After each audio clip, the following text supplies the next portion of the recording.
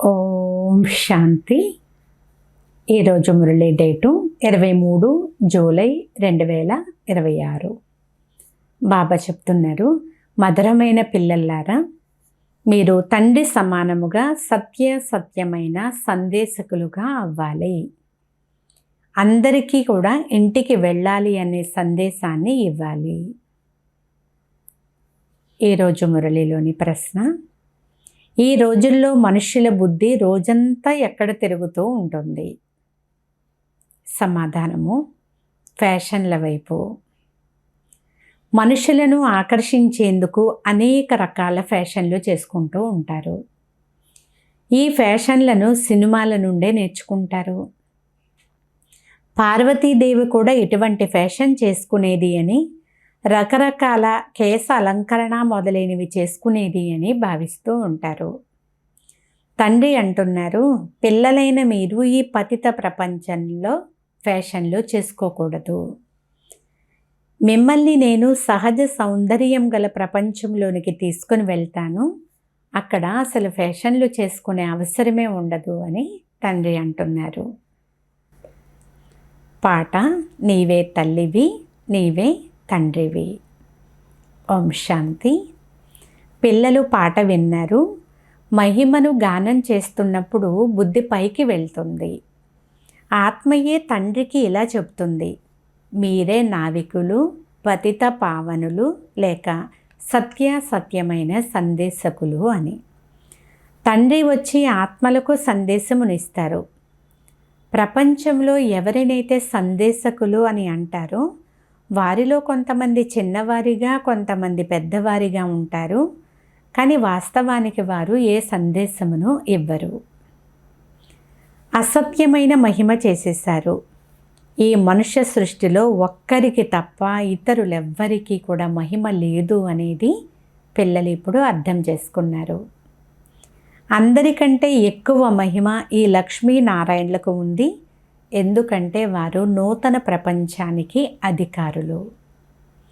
ఈ విషయం భారతవాసీలకు మాత్రమే తెలుసు. ప్రపంచంలోని వారికి భారతదేశం ప్రాచీన దేశము అని మాత్రమే తెలుసు. భారతదేశంలోనే దేవీ దేవతల రాజ్యం ఉండేది. కృష్ణుణ్ణి కూడా గాడ్ అంటే భగవంతుడు అని అంటారు. భారతవాసీలు వీరిని అంటే లక్ష్మీనారాయణలను భగవాన్ భగవతి అని అంటారు. భారతవాసీలు లక్ష్మీనారాయణలను భగవాన్ భగవతి అని అంటారు. ఈ భగవాన్ భగవతి సత్యయుగంలో రాజ్యం చేస్తారు అని ఎవరికీ తెలియదు. భగవంతుడు దేవీ దేవతల సామ్రాజ్యాన్ని స్థాపన చేశారు. మేము భగవంతుని పిల్లలుగా అయినందువలన మేము కూడా భగవాన్ భగవతిగా ఉండాలి అనేది బుద్ధి అయితే చెప్తుంది కదా. అందరూ ఒక్కరి సంతానమే, కానీ వారిని భగవాన్ భగవతి అని అనకూడదు, దేవీ దేవతలు అని అంటారు.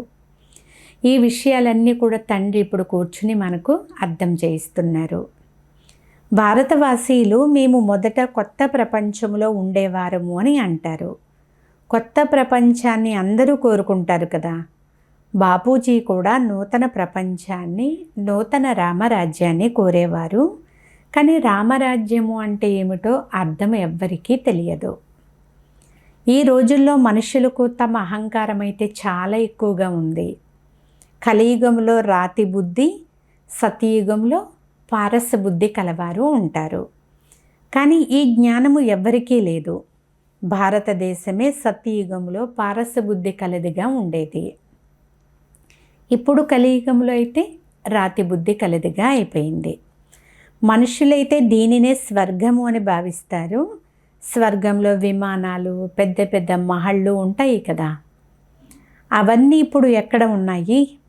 సైన్సు ఎంత వృద్ధి చెందింది, చాలా సుఖముంది అని అనుకుంటారు. ఫ్యాషన్లు మొదలైనవి చాలా విపరీతంగా పెరిగిపోయాయి. పూర్తి రోజంతా బుద్ధి ఫ్యాషన్ల వెనకే ఉంటుంది. కృత్రిమ సౌందర్యం కొరకు కేశాలంకరణ మొదలైన వాటిని ఎలా చేసుకుంటారు అంటే రకరకాల జడలు వేసుకుంటారు. ఎంత విచ్చలవిడిగా ఖర్చు పెడతారు. ఈ ఫ్యాషన్లన్నీ కూడా సినిమాల నుండి వచ్చినవే అని బాబా అంటున్నారు. పార్వతీదేవి వలె కేశాలు మొదలైనవి అలంకరించుకుంటాము అని అంటారు. ఇవన్నీ కూడా ఆకర్షించుకునేందుకే కదా చేస్తారు.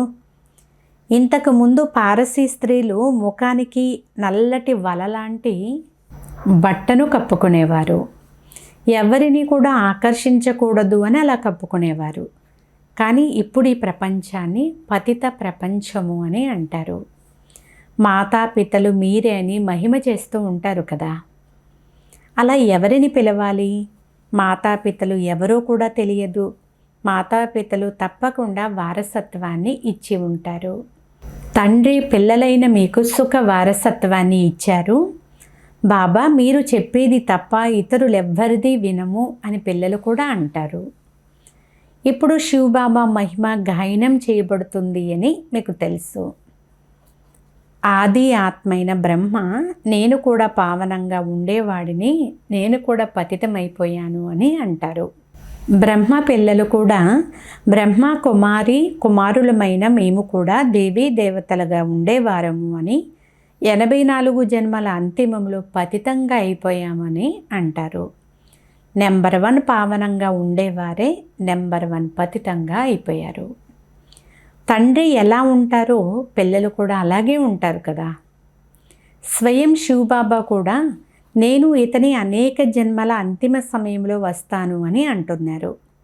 వారే మొదటి నెంబర్లోని పూజ్య లక్ష్మీనారాయణల వంశంలోని వారు. ఇప్పుడు ఇది సంగమయుగము, మీరు కలియుగంలో ఉండేవారు, కానీ ఇప్పుడు సంగమయుగానికి చెందిన వారిగా అయ్యారు. తండ్రి అయితే సంగమయుగంలోనే వస్తారు. డ్రామానుసారముగా పిల్లలు కూడా వృద్ధి చెందుతారు. ఇప్పుడు పిల్లలకు ఈ సృష్టి ప్రారంభంలో మేమే దేవీ దేవతలుగా ఉండేవాళ్ళము అని, తరువాత క్షత్రియ వైశ్య శూద్రులుగా అయిపోయాము అనే జ్ఞానం అయితే లభించింది. మీకు సృష్టి చక్రం అంతా బాగా తెలుసు. ఇది చాలా సులభము. మేమైతే 84 జన్మలు తీసుకున్నాము. చాలామంది బుద్ధులు అయితే ఈ విషయం కూడా నిలవదు. విద్యార్థులు నెంబర్ వారీగా ఉండనే ఉంటారు. కుడి నుండి ప్రారంభిస్తారు. అంటే మొదటి తరగతి, 2వ తరగతి, 3వ తరగతి. పిల్లలు స్వయంగా మాది 3rd క్లాస్ బుద్ధి, మేము ఎవరికి కూడా అర్థం చేయించలేము అని చెప్పేస్తూ ఉంటారు. చెప్పాలని మనసులో అనిపిస్తుంది, కానీ మేము చెప్పలేకపోతున్నాము అని అంటారు. దీనికి బాబా ఏం చేయగలరు? ఇది మీ కర్మల లెక్కాచారము. ఇప్పుడు తండ్రి చెప్తున్నారు, నేను మీకు కర్మ అకర్మ వికర్మల యొక్క జ్ఞానాన్ని వినిపిస్తాను. కర్మలు తప్పకుండా చెయ్యాలి అని పిల్లలైన మీకు తెలుసు. తృతీయ శ్రేణి బుద్ధి కలవారైతే, అంటే 3rd క్లాస్ వాళ్ళైతే ఈ విషయాలను పూర్తిగా అర్థం చేసుకోలేరు. ఇది రావణ రాజ్యము, అలాగని ఎవరికీ తెలియదు కూడా. రావణ రాజ్యంలో మనుషులు వికర్మలే చేస్తారు, అందువలనే క్రింద పడిపోతారు. దుఃఖ ప్రపంచంలోనే గురువులను ఆశ్రయిస్తారు. సద్గతి కొరకే గురువు వద్దకు వెళ్తారు. వారు ముక్తికి తీసుకొని వెళ్తారు అని భావిస్తారు. అది నిర్వాణ ధామము, అంటే శబ్దానికి దూరంగా ఉండే స్థానము. మనుషులు స్వయాన్ని వానప్రస్థ అవస్థలో ఉన్నాము అని అంటారు. అదైతే కేవలం మాటల వరకు మాత్రమే చెప్తారు. వానప్రస్థుల సభ కూడా జరుగుతుంది. ఆస్తి మొదలైనవన్నీ పిల్లలకు ఇచ్చేసి గురువు వద్దకు వెళ్ళి కూర్చుంటారు. ఆహార పానీయాలు మొదలైనవన్నీ తప్పకుండా పిల్లలే ఇస్తారు. కానీ వానప్రస్థుల అర్థమైతే ఎవ్వరికీ తెలియదు. మేము నిర్వాణధామానికి వెళ్ళాలి అని ఎవరి బుద్ధికి తోచదు.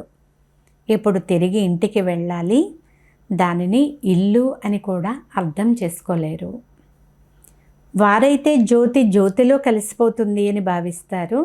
నిర్వాణ ధామము అంటే ఆత్మల యొక్క నివాస స్థానము అనే అర్థము. ఇంతకుముందు 60 సంవత్సరాల తరువాత వానప్రస్థాన్ని స్వీకరించేవారు. ఇది కూడా ఒక నియమంలాగా భావించేవారు. ఇప్పుడు కూడా అలా చేస్తున్నారు. కానీ శబ్దం నుండి దూరంగా ఎవ్వరూ పోలేరు అని మీరైతే అర్థం చేయించగలరు కదా. అందుకే పతిత పావన తండ్రి, మీరు వచ్చి మమ్మల్ని పావనంగా చేసి ఇంటికి తీసుకుని వెళ్ళండి అని తండ్రిని పిలుస్తారు. ముక్తిధామము అంటే అది ఆత్మల ఇల్లు. పిల్లలైన మీకు సత్యయుగం గురించి కూడా అర్థం చేయించారు. అక్కడ ఎవరు ఉంటారో, వృద్ధి ఎలా జరుగుతుందో, జనసంఖ్య ఎంత ఉంటుందో కూడా ఎవ్వరికీ తెలియదు. రామరాజ్యంలో జనాభా ఎంత ఉంటుందో, పిల్లలు మొదలైన వారు ఎలా జన్మిస్తారో కూడా ఎవ్వరికీ తెలియదు. ఏ విద్వాంసులకు కానీ, ఆచార్యులకు కానీ, పండితులకు కానీ ఈ డ్రామా చక్రం గురించి తెలియదు. మరి 84 లక్షల జన్మల చక్రం ఎలా ఉంటుంది?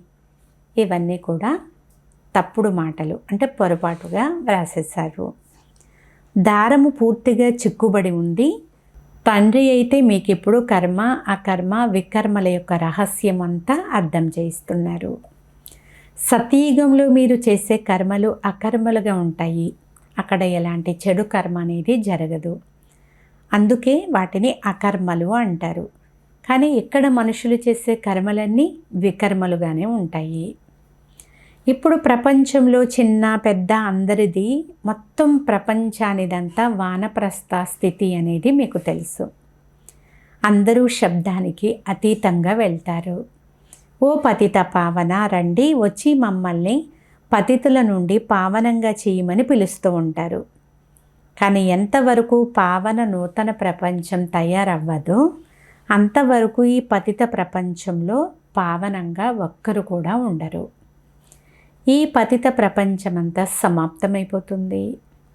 మళ్ళీ మనము నూతన ప్రపంచంలోకి వెళ్ళాలి అని మీకు తెలుసు. ఎలా వెళ్తారు?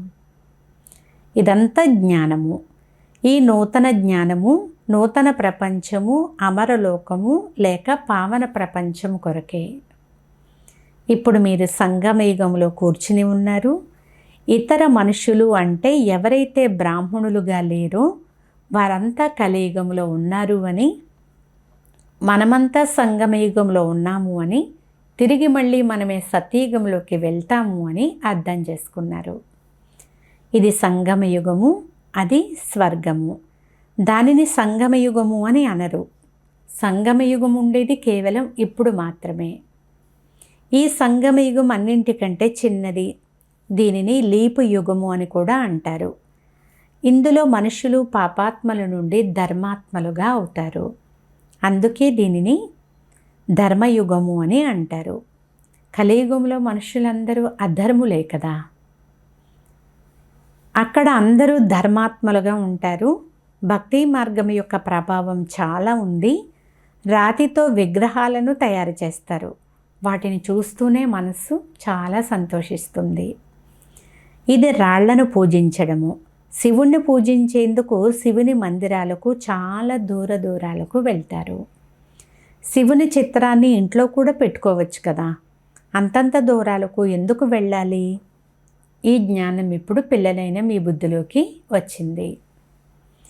ఇప్పుడు మీ కనులు తెరుచుకున్నాయి.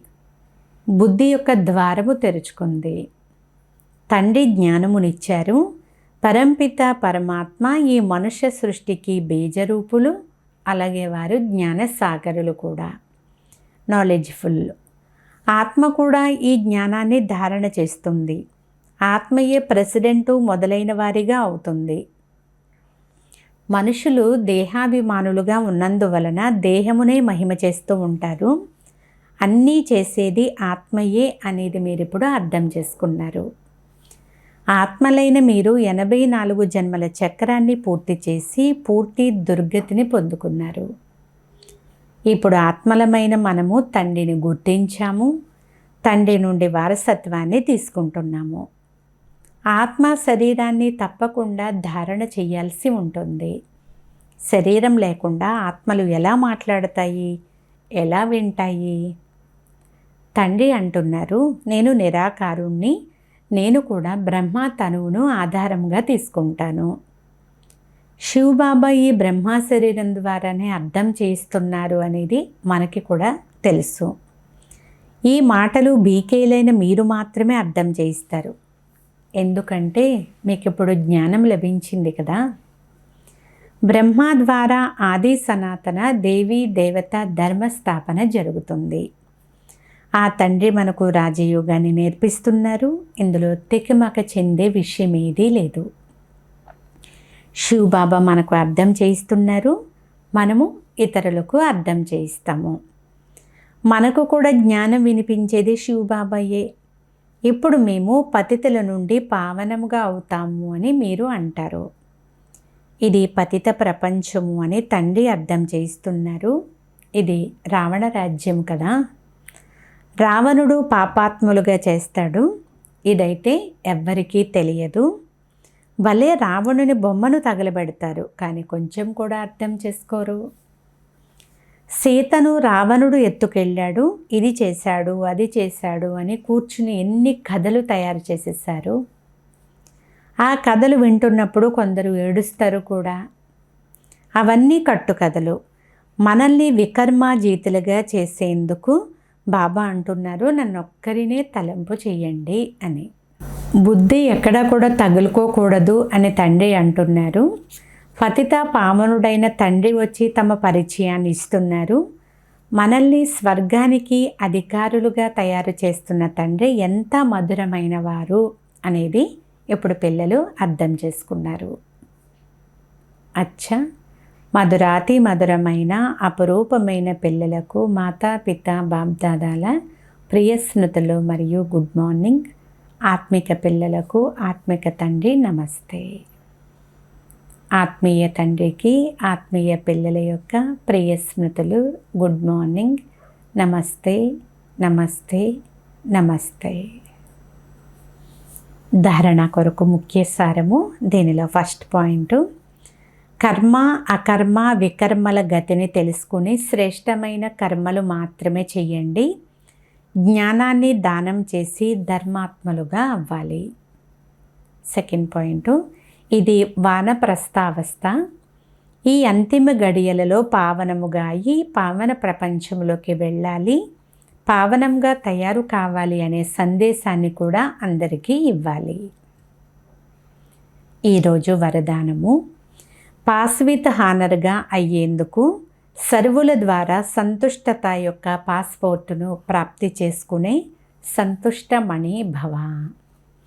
ఏ పిల్లలైతే తమ స్వయంతో, తమ పురుషార్థము లేక సర్వీసుతో, బ్రాహ్మణ పరివారం యొక్క సంపర్కంతో సదా సంతుష్టంగా ఉంటారో వారినే సంతుష్టమణులు అని అంటారు. సర్వాత్మల సంపర్కంలో స్వయాన్ని సంతుష్టంగా ఉంచుకోవడం లేక సర్వులను సంతుష్టపరచడం, ఇందులో ఎవరైతే విజయులుగా అవుతారో వారే విజయమాలలోకి వస్తారు. పాస్విత్ ఆనర్గా అయ్యేందుకు అందరి ద్వారా సంతుష్టత పాస్పోర్టు లభించాలి. ఈ పాస్పోర్ట్ తీసుకునేందుకు కేవలం సహనం చేసి లేక ఇముడ్చుకునే శక్తిని ధారణ చేయండి.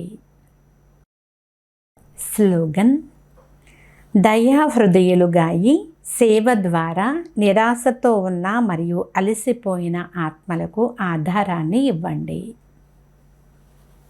ఈరోజు అవ్యక్త ప్రేరణ, జ్వాలారూప స్థితిలో ఉండి శక్తిశాలి స్మృతిని అనుభవం చేయండి.